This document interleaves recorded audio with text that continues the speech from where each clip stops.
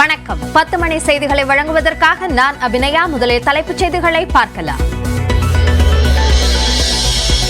பழனியில் 2வது நாளாக களை கட்டும் அனைத்துலக முத்தமிழ் முருகன் மாநாடு. முருக பக்தர்களுக்கு மகிழ்ச்சி அளிக்கும் 16 தீர்மானங்கள் இன்று நிறைவேற்றப்படும் என அமைச்சர் சேகர்பாபு நியூஸ் 18க்கு பேட்டி. தேனி மாவட்டம் கம்பத்தில் மக்களை அச்சுறுத்தி வரும் சிறுத்தையை 2வது நாளாக கண்காணிக்கும் வனத்துறை. ட்ரோன் கேமரா உதவியுடன் மயக்க ஊசி செலுத்தி பிடிக்க நடவடிக்கை. திண்டுக்கல் மாவட்டம் நத்தம் அருகே மலை அடிவாரத்தில் ஏற்பட்ட வெடிவிபத்தில் 2 பலி. வெடிப்பொருள் தயாரிப்பில் ஈடுபட்டிருந்த போது விபத்து என முதற்கட்ட தகவல். ஒருங்கிணைந்த புதிய ஓய்வூதிய திட்டத்தை அறிவித்தது மத்திய அரசு. 25 ஆண்டுகள் பணியாற்றியோர் ஓய்வுக்கு முன்பு 12 மாதங்களில் பெற்ற அடிப்படை ஊதியத்தில் 50% ஓய்வூதியமாக பெறலாம்.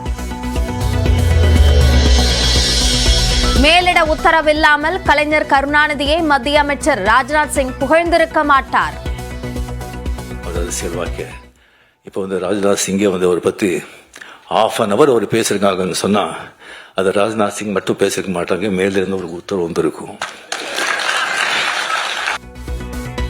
சென்னையில் நடைபெற்ற கலைஞர் எனும் தாய் நூல் வெளியீட்டு விழாவில் நடிகர் ரஜினிகாந்த் பேச்சு. அமைச்சர் துரைமுருகன் உள்ளிட்ட மூத்த அமைச்சர்களை பள்ளி மாணவர்களுடன் ஒப்பிட்டு கலகலப்பாக பேசிய நடிகர் ரஜினிகாந்த். பழைய ஸ்டூடெண்ட்ஸ் இருக்க பாருங்க,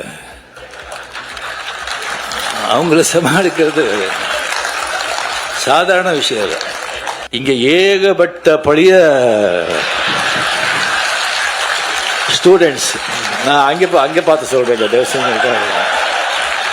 துரைமுருகன் சொல்லி ஒருத்தர் இருக்காரு. கலைஞர் கண்ணிலேயே மருளிட்டு ஆட்டினவர் அவர்.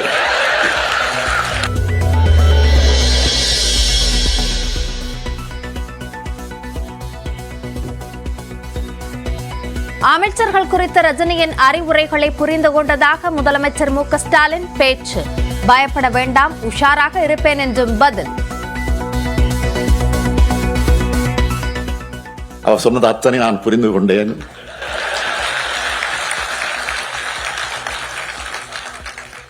பயப்பட வேண்டாம், எதிலும் நான் தவறிட மாட்டேன், எல்லாத்திலையும் உஷாராக இருப்பேன்.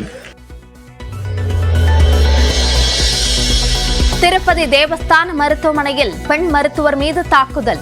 மனநோயாளி திடீரென தாக்கிய நிலையில் சக மருத்துவர்கள் பாதுகாவலர்கள் காப்பாற்றினர்.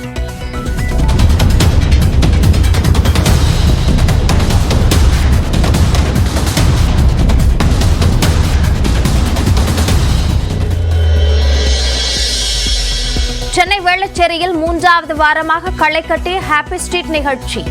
திரை இசை பாடல்களுக்கு நடனமாடி இளம் பெண்கள், சிறுவர், சிறுமியர் உற்சாகம்.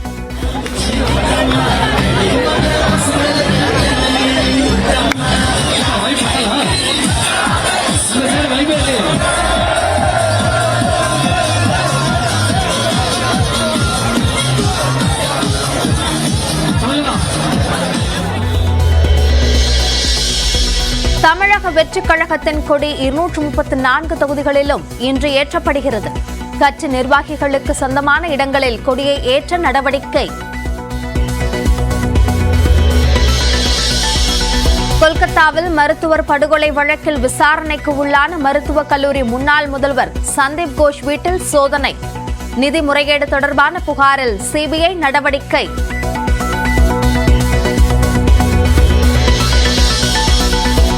மலையாள நடிகர் சங்க பொதுச் செயலாளர் பொறுப்பிலிருந்து சித்திக் விலகல். பாலியல் வன்கொடுமை புகாரை அடுத்து முடிவு.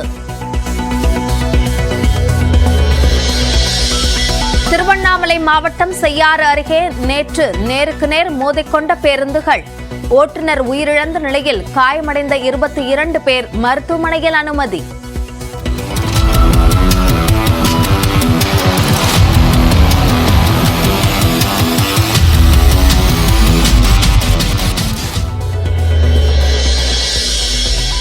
திருப்பதி சேஷாச்சலம் வனப்பகுதியில் செம்மரங்களை வெட்டி கடத்த முயற்சி. திருவண்ணாமலை மாவட்டத்தைச் சேர்ந்த 10 பேரை கைது செய்து விசாரணை.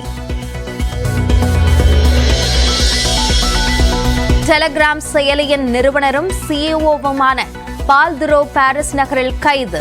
செயலியின் பாதுகாப்பு அம்சத்தை மேம்படுத்த மறுத்த நிலையில் பிரான்ஸ் அரசு நடவடிக்கை.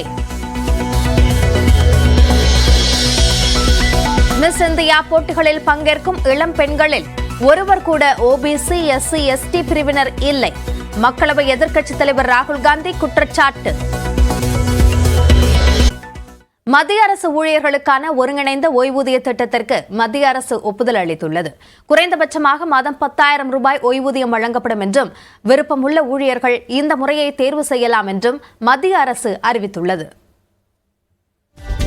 மத்திய அரசு ஊழியர்களுக்கு நடைமுறையில் இருந்த பழைய ஓய்வூதிய திட்டம் 2004ஆம் ஆண்டுடன் முடிவுக்கு வந்தது. 2004ஆம் ஆண்டு ஏப்ரல் மாதம் முதல் பணியில் சேர்ந்த மத்திய அரசு ஊழியர்களுக்கு பங்களிப்பின் அடிப்படையில் அறிமுகப்படுத்தப்பட்ட புதிய ஓய்வூதிய திட்டம் 20 ஆண்டுகளாக நடைமுறையில் உள்ளது. இந்நிலையில் டெல்லியில் நேற்று பிரதமர் நரேந்திர மோடி தலைமையில் நடந்த மத்திய அமைச்சரவை கூட்டத்தில் ஒருங்கிணைந்த ஓய்வூதிய திட்டத்திற்கு மத்திய அமைச்சரவை ஒப்புதல் அளித்துள்ளது.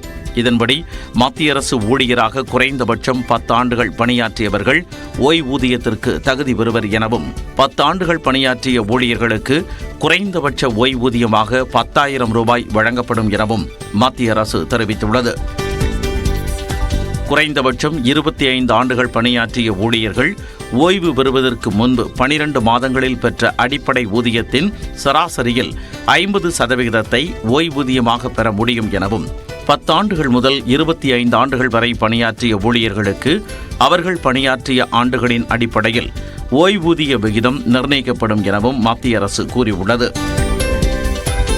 மத்திய அரசு ஊழியர் உயிரிழந்துவிட்டால் அவரது குடும்பத்திற்கு குடும்ப ஓய்வூதியமாக அவர் பெற்ற அடிப்படை ஊதியத்தில் 60% வழங்கப்படும் என குறிப்பிட்டுள்ளது. இந்த ஒருங்கிணைந்த ஓய்வூதிய திட்டம் 2025ஆம் ஆண்டு ஏப்ரல் 1ஆம் தேதி முதல் நடைமுறைக்கு வரும் என மத்திய அரசு அறிவித்துள்ளது. இது தொடர்பாக விளக்கம் அளித்துள்ள மத்திய ரயில்வே அமைச்சர் அஸ்வினி வைஷ்ணவ், மத்திய அரசு ஊழியர்களுக்கும் அவர்களின் குடும்பத்திற்கும் குறைந்தபட்ச ஓய்வூதியம் கிடைப்பது உறுதி செய்யப்பட்டுள்ளதாக கூறினார். ஒருங்கிணைந்த ஓய்வூதிய திட்டத்தில் மத்திய அரசு ஊழியர்கள் 23 லட்சம் பேர் பலனடைவர் எனவும், புதிய ஓய்வூதிய திட்டம் அல்லது தற்போதைய அறிமுகப்படுத்தப்பட்டுள்ள ஒருங்கிணைந்த ஓய்வூதிய திட்டம் ஆகியவற்றில் ஏதேனும் ஒன்றை ஊழியர்கள் தேர்வு செய்து கொள்ளலாம் எனவும், மாநில அரசுகள் பின்பற்ற விரும்பினால் பின்பற்றிக் கொள்ளலாம் எனவும் அமைச்சர் அஸ்வினி வைஷ்ணவ் தெரிவித்துள்ளார். இது தொடர்பாக எக்ஸ் பக்கத்தில் பதிவிட்டுள்ள பிரதமர் மோடி, ஒருங்கிணைந்த ஓய்வூதிய திட்டத்தின் மூலம் மத்திய அரசு ஊழியர்களின் கண்ணியமான வாழ்வும் நிதி பாதுகாப்பும் உறுதி செய்யப்பட்டுள்ளதாக தெரிவித்துள்ளார். இதையடுத்து மத்திய அரசு ஊழியர் சங்கங்களைச் சேர்ந்தவர்கள் பிரதமர் மோடியை